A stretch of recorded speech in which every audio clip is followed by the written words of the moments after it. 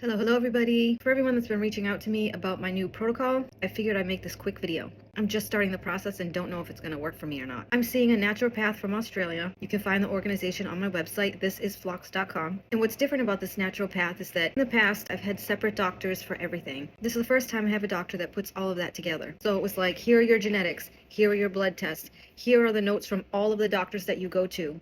Let's put all of that information together. So that's really the first time that has ever happened, especially with the focus on genetics. And the thing about genetics is just because you have certain genes doesn't mean that they're expressed. So she used blood work in other labs to determine whether those genes have been expressed or not.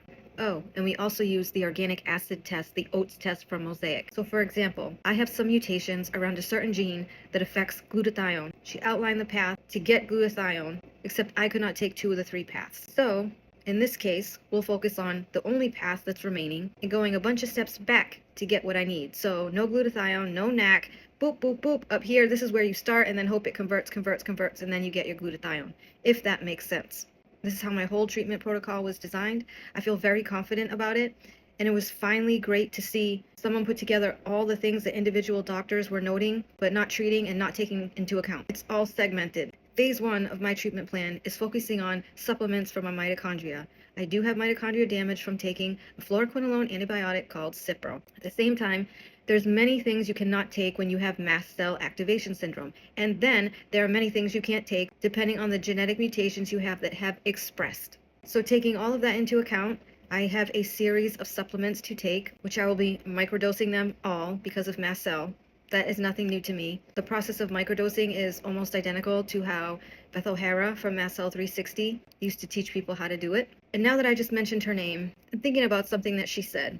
She was talking about how bad she had mast cell activation syndrome. She struggled with it for most of her life. And she was very sensitive like me. She couldn't take anything. Everything was always sprinkles. And she said she got to a point about 2 years into one of the phases of her journey, where she started to feel better and turn a corner when she was microdosing about 20 different supplements. It takes forever to onboard one pill of one supplement. So when you're microdosing and have mast cell, what we often do is you microdose and you have little bits of the supplement, and once you get to a stable place, you pull in the next one and you onboard that one, and then another and another.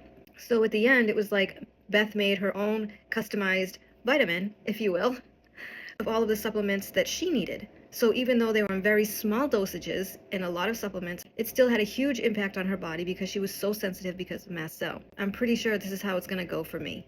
So that's why we've taken a step back from the big boys like the peptides and all of that and go back to the basics of microdosing supplements, but this time the ones dedicated to improving mitochondria. I've never done that before. Yes, mitochondria has always been a factor in all of my treatment plans. I am phloxed, but not to this extent. And as a matter of fact, some of the supplements for your mitochondria are also mast cell stabilizers.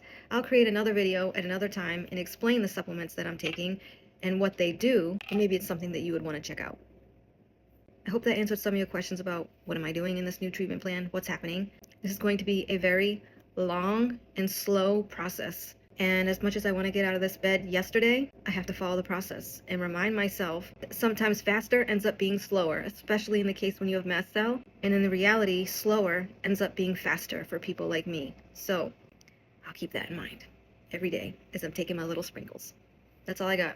Thanks, everybody.